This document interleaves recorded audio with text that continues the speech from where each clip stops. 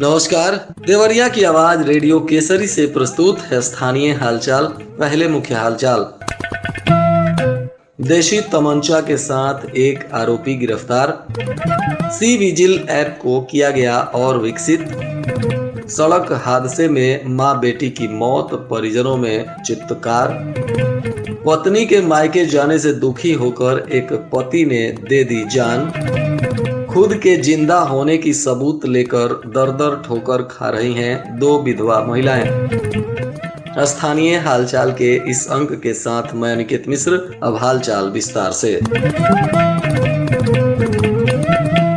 रुद्रपुर थाना की पुलिस ने मुखबिर की सूचना पर छापेमारी करते हुए माहीगंज टोला खरोह के पास एक आरोपी को गिरफ्तार कर लिया। इसके पास से एक अदद 12 बोर देशी तमंचा और 2 अदद 12 बोर जिंदा कारतूस बरामद किया गया है। पुलिस टीम ने गिरफ्तार अभियुक्त से पूछताछ के बाद इसे न्यायिक अभिरक्षा में भेज दिया। गिरफ्तार आरोपी अनुज यादव पुत्र रामाशीष यादव, जो माहीगंज खरोह का निवासी है। इस आरोपी से इस तमंचे के संदर्भ में पुलिस ने पूछताछ किया है ताकि इसके दूसरे आपराधिक इतिहास को भी खंगाला जा सके और इसने किस उद्देश्य से इस तमंचे को और कारतूस को रखा है। इन सभी बिंदुओं पर पुलिस अनुसंधान कर रही है।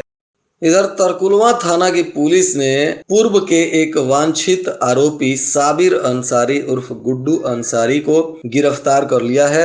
यह कंचनपुर थाना तरकुलवा के हामिद अंसारी का पुत्र है। बताया जा रहा है कि मुखबिर की सूचना पर पुलिस ने छापेमारी की और इसे गिरफ्तार कर पुलिस ने न्यायिक अभिरक्षा में भेज दिया। इस पर तरकुलवा थाने में पहले से 307 और 323 धारा से संबंधित एक केस दर्ज किया गया था, जिसमें यह फरार चल रहा था। अब पुलिस ने इसे गिरफ्तार कर जेल भेज दिया।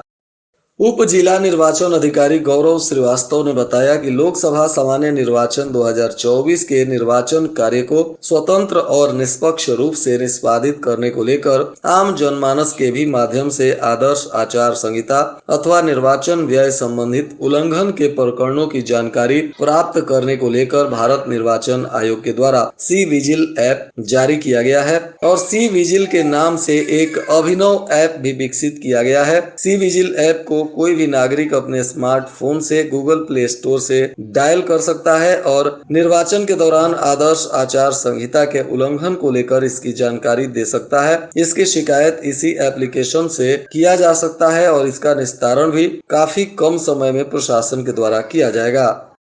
अपने पति के साथ ग्राम समूह के कार्य से जिला मुख्यालय जा रही एक महिला की सड़क हादसे में मौत हो गई। इस दौरान उसकी 2.5 वर्ष की बेटी ने भी दम तोड़ दिया। बताया जा रहा है कि पति के आंखों के सामने ही यह घटना हुई, जिसमें पति के होश उड़ गए। कुछ देर के लिए वह सुन्न पड़ गया। बाद में स्थानीय लोगों ने उसे संभाला। पुलिस ने इधर शव का पोस्टमार्टम कराने के बाद परिजनों को सौंप दिया है। इस हृदय विदारक घटना से पूरे क्षेत्र में शोक व्याप्त है और परिजनों में चीख पुकार मचा हुआ है। बताया जा रहा है कि गौरी बाजार के बखरा गांव निवासी बेचन प्रसाद की पत्नी गीता देवी ग्राम समूह में काम करती थी और वह अपनी 2.5 साल की पुत्री वर्षा को लेकर पति बेचन प्रसाद के साथ जिला मुख्यालय के विकास भवन के लिए जा रही थी। तभी पूर्वा चौराहे पर बेचन मोटरसाइकिल रोक कर सड़क पार कर रहा था। बेचन आगे निकल गया। उसकी गीता देवी पत्नी और उसकी पुत्री वर्षा धीरे धीरे सड़क पार कर रही थी। इसी बीच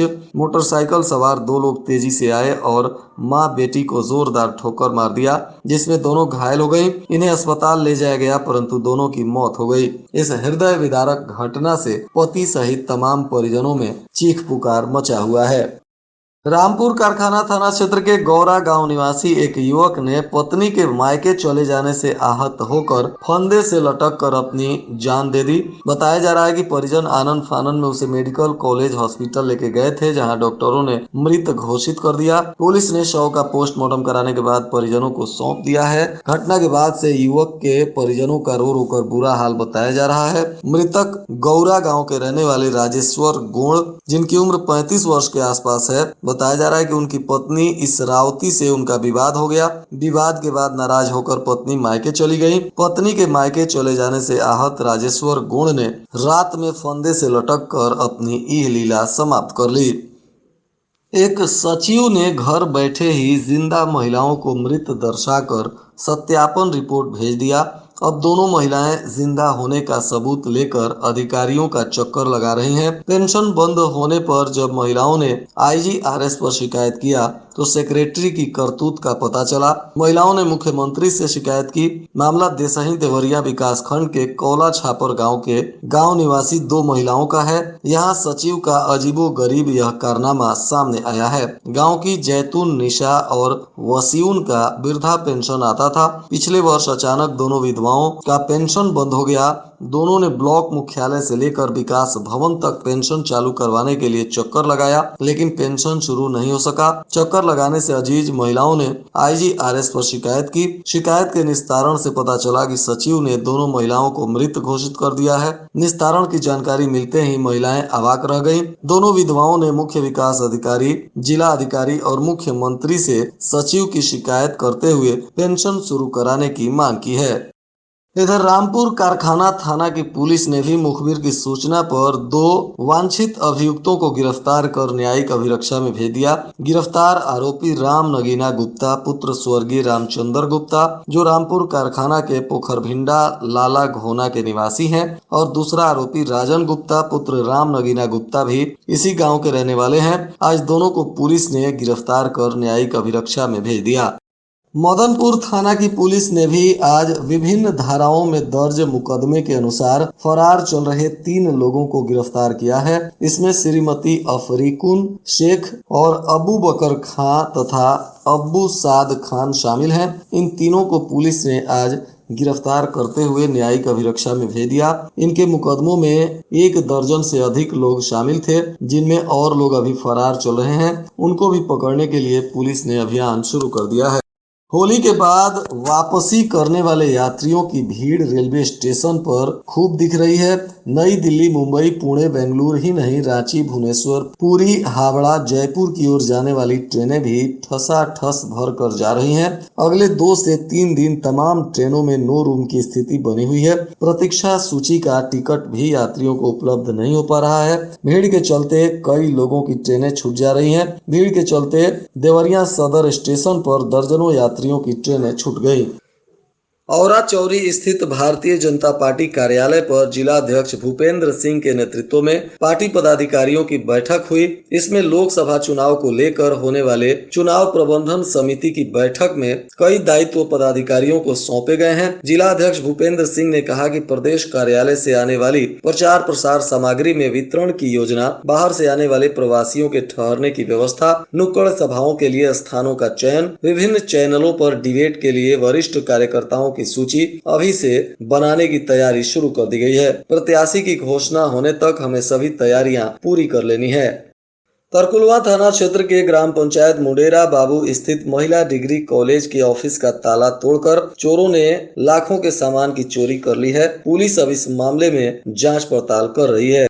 खुखुंदू थाना क्षेत्र के खखड़ी गांव की एक महिला बुधवार को देवरिया दवा कराने के लिए निकली थी, लेकिन अब तक घर नहीं लौटी हैं। परिजन पूरी रात देवरिया की गली गली, रेलवे स्टेशन और आसपास के गांव में ढूंढते रहे। जब महिला का कहीं भी पता नहीं चला तो पति ने थाने में पहुंचकर तहरीर दी है। पुलिस अब केस दर्ज कर कार्रवाई में जुट गई है। उधर पत्नी के लापता होने की सूचना पर पति प्रयागराज से घर वापस पहुंचे हैं। बताया जा रहा है कि खुखुंदू के खखड़ी गांव निवासी मोनिका देवी, जो अपने 2 बच्चों को लेकर घर पर रहती हैं, पति सुरेंद्र यादव प्रयागराज में रहकर वेल्डिंग का काम करते हैं। मोनिका देवी दवा कराने गई थी और तभी से लापता बताई जा रही हैं।